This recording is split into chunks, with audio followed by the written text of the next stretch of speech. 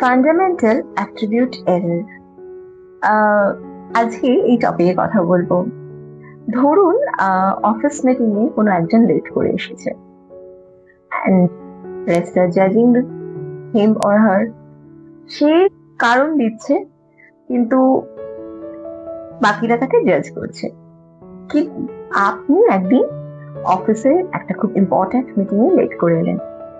এক্ষেত্রে আপনি কিন্তু এক্সটার্নাল যে সিচুয়েশন, মানে হেভি ট্রাফিক, পার্কিং পাননি, ব্লা ব্লা, এই ব্যাপারগুলোর উপরে কিন্তু আপনার কারণটাকে আপনি চাপিয়ে দিচ্ছেন, ইম্পোজ করছেন।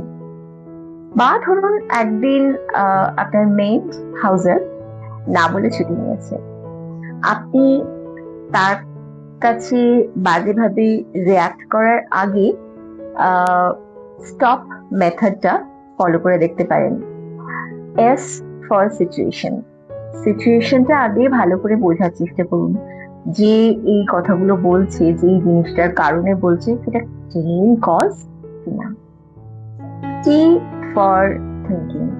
যে হ্যাঁ, আপনার যদি আপনারও এরকম একটা ঘটনা ঘটতেই পারে, তো তাই একটা ভাবনা চিন্তা করে কথা বলাটার কথা এখানে বলা হয়েছে।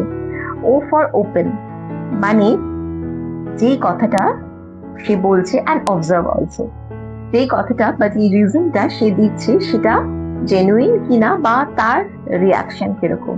অ্যান্ড পি হচ্ছে লাস্ট ওয়ান। পি মানে হচ্ছে পজ।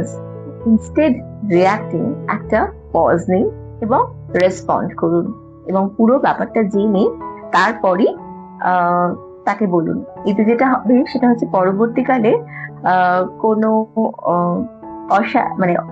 কোনো বাজে পরিস্থিতির মধ্যে আপনাকে পড়তে হবে না।